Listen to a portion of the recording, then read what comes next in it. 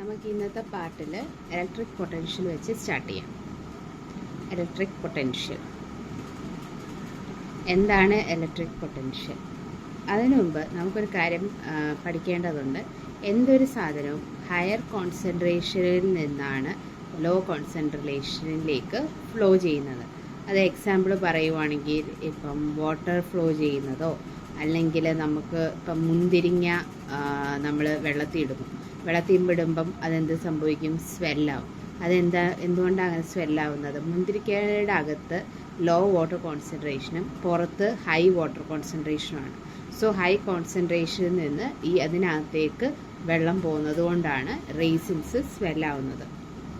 ഇപ്പം നമ്മളൊരു 2 ബീക്കേഴ്സ് എടുക്കുക. എ ബി എന്ന് പറയുന്ന 2 ബീക്കേഴ്സ് ഒരേ ലെവൽ വെച്ചേക്കുന്നു. പക്ഷേ എ ബി എന്ന് പറയുന്ന ബിയിലേക്ക് കുറച്ചുകൂടി താഴ്ത്തി വെക്കുകയാണെങ്കിൽ വെള്ളം എങ്ങനെയായിരിക്കും? ഇങ്ങനെ പെട്ടെന്ന് ഫ്ലോ ചെയ്യില്ലേ?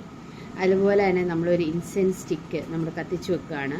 അപ്പം അവിടെ എയർ കോൺസെൻട്രേഷൻ കുറവാണ്, പക്ഷേ ഹൈ കോൺസെൻട്രേഷൻ എന്ന് പറയുന്നത് ചുറ്റുമുള്ളിടത്താണ് ഹൈ കോൺസെൻട്രേഷൻ. അപ്പോൾ അങ്ങോട്ടേക്ക് സ്പ്രെഡ് ആവും. അപ്പോൾ ഇതെല്ലാം ഹൈ ടു ലോ കോൺസെൻട്രേഷനിലേക്ക് സ്പ്രെഡ് ആവുന്നതിൻ്റെ എക്സാമ്പിളാണ് ഇനി പറയാൻ പോകുന്നത്. അപ്പോൾ ഫ്ലോ എന്ന് പറയുന്നത് എങ്ങോട്ടാണ്? ഹൈ ടു ലോ ആണ് ഫ്ലോ സംഭവിക്കുന്നത്. അതായത് high concentration to low concentration. അത് കോൺസെൻട്രേഷൻ ആവാം, ഡെൻസിറ്റി ആവാം, എന്തും ആവാം അല്ലേ? ഇനി ഫ്ലോ ഓഫ് ചാർജിനെയാണ് നമ്മൾ കറണ്ട് എന്ന് പറയുന്നത്. So current is flow of charge. അപ്പം ഹൈ ഡെൻസിറ്റിയിൽ നിന്ന് ലോ ഡെൻസിറ്റിയിലേക്കുള്ള ഫ്ലോ. അപ്പോൾ ഇലക്ട്രിക് പൊട്ടൻഷ്യൽ എന്ന് പറയുന്നത് ഹൈ ഡെൻസിറ്റിയിൽ നിന്ന് ഒരു ചാർജ് ലോ ഡെൻസിറ്റിയിലേക്ക് പോകുമ്പോൾ ഉള്ളതിനെയാണ് നമ്മൾ ഹൈ ഡെൻസിറ്റി ടു ലോ ഡെൻസിറ്റിയാണ് ഇലക്ട്രിസിറ്റി. അപ്പം ചാർജ് ഫ്ലോ നമുക്ക് ഈ രീതിയിൽ എങ്ങനെ പറയാൻ പറ്റും? ചാർജ് ഫ്ലോ ചെയ്യുന്നത് high electric potential to low electric potential. ഈ നമുക്കൊരു എക്സാമ്പിൾ പറയുകയാണെങ്കിൽ നമ്മളൊരു സ്ലാൻഡിങ്ങിൽ ഒരു ബോൾ വെച്ചിട്ടുണ്ട്. ഈ ബോൾ റോൾ ചെയ്യുന്നത് ഇങ്ങനെ റോൾ ചെയ്യുവാണെങ്കിൽ നമുക്ക് നോ വർക്ക് ഈസ് നീഡഡ് അല്ലേ? പക്ഷേ ഇപ്പോൾ ഇവിടെ ഇരിക്കുന്ന ഒരു ബോളിനെ തിരിച്ച് മേളിലോട്ട് കയറ്റണമെങ്കിലോ വർക്ക് വേണ്ടേ? അതായത് ഹൈ ടു ലോ ആണെങ്കിൽ നമുക്ക് വർക്ക് ചെയ്യേണ്ട ആവശ്യമില്ല, പക്ഷേ ലോ ടു ഹൈ ആണെങ്കിൽ നമ്മൾ വർക്ക് ചെയ്യേണ്ടി വരും. ഈ വർക്കിനെയാണ് നമ്മൾ വർക്ക് പെർ യൂണിറ്റ് ചാർജ്, അതായത് ഒരു ലോ പൊട്ടൻഷ്യലിൽ നിന്ന് ഹൈ പൊട്ടൻഷ്യലിലേക്ക് നമ്മളൊരു ചാർജിനെ പോകുമ്പോൾ അത് ചെയ്യുന്ന വർക്കിനെയാണ് നമ്മൾ പൊട്ടൻഷ്യൽ എന്ന് പറയുന്നത്. ഫോർ എക്സാമ്പിൾ, അതായത് potential is equal to work done by charge. അതായത് work done per unit charge എന്ന് പറയാം. Work done per unit charge, ഇതിനെയാണ് നമ്മൾ പൊട്ടൻഷ്യൽ എന്ന് പറയുന്നത്. ഓക്കെ, ഇനി electric potential difference. Electric potential difference. Electric potential difference എന്ന് വെച്ചാൽ ഇപ്പം ചാർജിൻ്റെ കേസിലാണെങ്കിൽ നമ്മൾ ഹൈ ചാർജ് ഡെൻസിറ്റിയിൽ നിന്ന് ലോ ചാർജ് ഡെൻസിറ്റിയിലേക്ക് പോകണമെങ്കിൽ നോ വർക്ക് ഈസ് റിക്വയർഡ്. പക്ഷേ അതേസമയം ലോ ചാർജ് ഡെൻസിറ്റിയിൽ നിന്ന് ഹൈ ചാർജ് ഡെൻസിറ്റിയിലോട്ട് പോകണമെങ്കിൽ വർക്ക് ഈസ് റിക്വയർഡ് അല്ലേ? അപ്പോൾ work done to move a charge from infinity to a high potential, ഏതെങ്കിലും ഒരു point which is the high potential, അതിനെയാണ് നമ്മൾ വർക്ക് ഡൺ എന്ന് പറയുന്നത്. അപ്പോൾ ഇതിനെയാണ് ഇലക്ട്രിക് പൊട്ടൻഷ്യൽ എന്ന് പറയുന്നത്. Work done to move a charge from infinity, അതൊരു ലോ പോയിന്റ് ആണ്, ടു എ ഹൈ പൊട്ടൻഷ്യൽ, ഇതിനെയാണ് നമ്മൾ ഇലക്ട്രിക് പൊട്ടൻഷ്യൽ എന്ന് പറയുന്നത്. Electric potential. ഈ work done depends on the charge കേട്ടോ. അപ്പോൾ ഈ വർക്ക് നമ്മൾ ചെയ്യുന്നത് വർക്ക് ഡൺ ഡിപ്പെൻഡ്സ്, ഒത്തിരി ചാർജ് ഉണ്ടെങ്കിൽ കൂടുതൽ വർക്ക് ചെയ്യേണ്ടി വരും. ഡിപ്പെൻഡ്സ് ഓൺ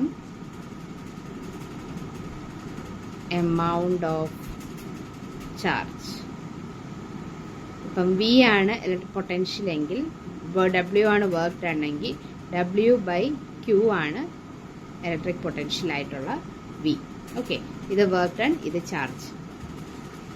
ഇനി പൊട്ടൻഷ്യൽ ഡിഫറൻസ് എന്താണെന്ന് നോക്കാം. പൊട്ടൻഷ്യൽ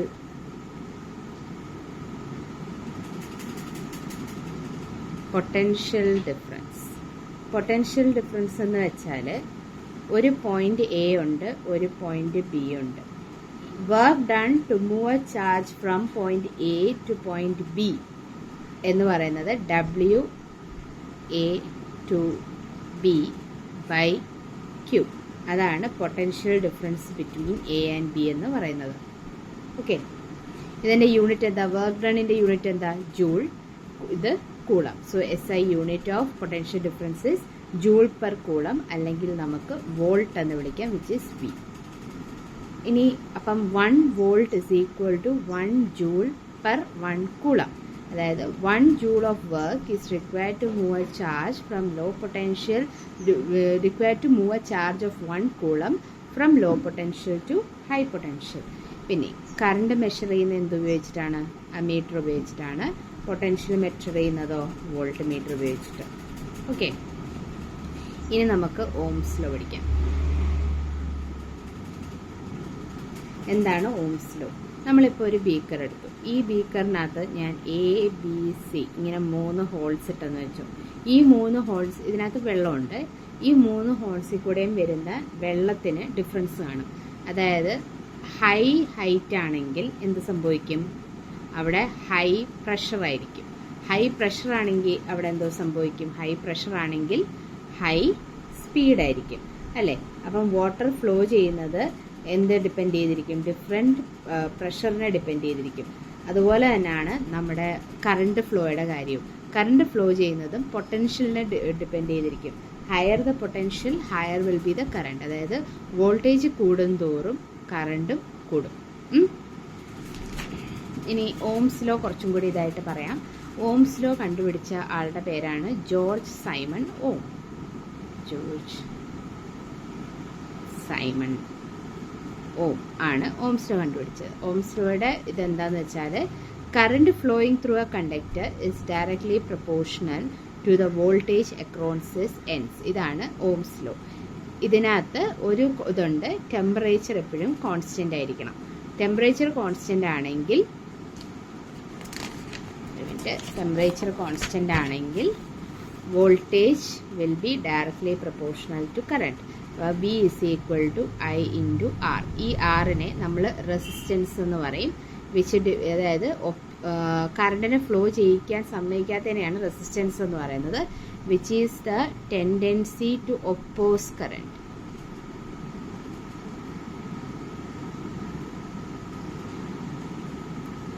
ഇനി ഇപ്പം current is inversely proportional to resistance. അതായത് റെസിസ്റ്റൻസ് കൂടുമ്പം കറണ്ട് കുറയും, റെസിസ്റ്റൻസ് കുറയുമ്പം കറണ്ട് കൂടും. ഇപ്പം നമ്മളൊരു VI ഗ്രാഫ് വരയ്ക്കുകയാണെങ്കിൽ VI ഇതിനകത്ത് ഇങ്ങനെ വരും. കാരണം ഈ കറണ്ട് കൂടുന്ന, വോൾട്ടേജ് കൂടുന്നതനുസരിച്ച് കറണ്ടും കൂടും. അപ്പോൾ ഇതിൻ്റെ സ്ലോപ്പ് നമ്മൾ എടുക്കുകയാണെങ്കിൽ ആ സ്ലോപ്പ് എന്ന് പറയുന്നത് റെസിസ്റ്റൻസ് ആയിരിക്കും. ഈ ഇപ്പം ഓംസ് ലോ എന്ന് പറയുന്ന V is directly proportional to I. ഇത് വാലിഡ് ആവണമെങ്കിൽ ഇതിനകത്തുള്ള ഫിസിക്കൽ കണ്ടീഷൻസ് എല്ലാം കോൺസ്റ്റന്റ് ആയിരിക്കണം. അതായത് ടെമ്പറേച്ചർ കോൺസ്റ്റന്റ് ആയിരിക്കണം, വേറെ എല്ലാ കണ്ടീഷൻസും കോൺസ്റ്റന്റ് ആയിരിക്കണം. മെയിൻലി ടെമ്പറേച്ചർ കോൺസ്റ്റന്റ് ആയിരിക്കണം. എന്തുകൊണ്ടാണെന്ന് വെച്ചാൽ സപ്പോസ് ടെമ്പറേച്ചർ കൂടുവാണെങ്കിൽ എന്ത് സംഭവിക്കും? ആ കണ്ടക്ടറിൻ്റെ ഹീറ്റ് കൂടും. ഹീറ്റ് കൂടുമ്പോൾ എന്തോ സംഭവിക്കും? ആറ്റംസ് വൈബ്രേറ്റ് ചെയ്യും. ആറ്റംസ് വൈബ്രേറ്റ് ചെയ്യുമ്പം ഇലക്ട്രോണുകൾ കൂടുതൽ കറണ്ട് ഉണ്ടാക്കും, മോർ കറണ്ട് ഉണ്ടാക്കും. അപ്പോൾ ഇങ്ങനെ സംഭവിച്ചാൽ എന്താ? നമ്മുടെ ഓംസ് ലോ എന്ന് വെച്ചാൽ V directly proportional to I അല്ലേ? അപ്പോൾ ഇത് കറണ്ട് എന്തോത്തിനെ ഡിപ്പെൻഡൻ്റ് ആവും? ടെമ്പറേച്ചറിനെ ഡിപ്പെൻഡൻ്റ് ആവും. അപ്പം നമ്മുടെ ഓംസ് ലോ വാലിഡ് അല്ലാതാവും. അതുകൊണ്ട് ഓംസ് ലോ ഒരു യൂണിവേഴ്സൽ ലോ അല്ല, അത് ഐഡിയൽ ലോയോ അല്ല. ഇലക്ട്രിസിറ്റി ഫ്ലോ ചെയ്യുമ്പം ഹീറ്റ് പ്രൊഡ്യൂസ് ചെയ്യുന്നത് കൊണ്ടാണ് ഈ ലാപ്ടോപ്പൊക്കെ വാം ആവുന്നത്. അതുകൊണ്ട് ടെമ്പറേച്ചർ കോൺസ്റ്റന്റ് ആണെങ്കിൽ മാത്രമാണ് ഈ കണ്ടീഷൻസ് വാലിഡ് ആവുന്നത്. ഓക്കെ, ഇനി current flow direction.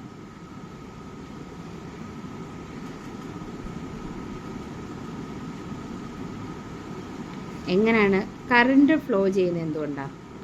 Current flow due to charge flow. Charge flow ചെയ്യുന്നതുകൊണ്ടാണ് കറണ്ട് ഫ്ലോ ചെയ്യുന്നത്. അതായത് ഫ്രീ ആയിട്ടുള്ള ഇലക്ട്രോൺ ഫ്ലോ ആണ് ചാർജ് ഫ്ലോ എന്ന് പറയുന്നത്. പൊട്ടൻഷ്യൽ ഡിഫറൻസ് കൂടുതലാണെങ്കിൽ ഇത് സംഭവിക്കും, കറണ്ട് കൂടും. പൊട്ടൻഷ്യൽ ഡിഫറൻസ് ലെസ് ആണെങ്കിലോ കറണ്ട് കുറയും. ഒരു ബാറ്ററിയുടെ സിമ്പൽ ഇതാണ്. ബാറ്ററിയുടെ നെഗറ്റീവ് ടു പോസിറ്റീവ് ഇങ്ങോട്ടാണ് ഇലക്ട്രോൺസ് ഫ്ലോ ചെയ്യുന്നത്. So current flow will be opposite to electron flow. Okay, ഇനി അതായത് ഇലക്ട്രോൺ ഫ്ലോ എന്ന് പറയുന്നത് നെഗറ്റീവ് ടു പോസിറ്റീവ് ആണെങ്കിൽ current flow will be positive to negative. Okay, V is equal to W/Q എന്ന് നമ്മൾ പഠിച്ചിട്ടുണ്ട്. So this is important formula. അതുപോലെ ഇപ്പോൾ നമ്മൾ പഠിച്ചത് V is equal to IR. This is also an important formula. അപ്പോൾ ഇനി ഓംസ് ലോയുടെ വെച്ചിട്ട് നമുക്ക് ഡബ്ല്യുവിന് വേറൊരു ഇക്വേഷൻ കണ്ടുപിടിക്കാൻ പറ്റും. അതായത് അതുപോലെ തന്നെ റെസിസ്റ്റൻസിൻ്റെ SI unit of resistance is Om.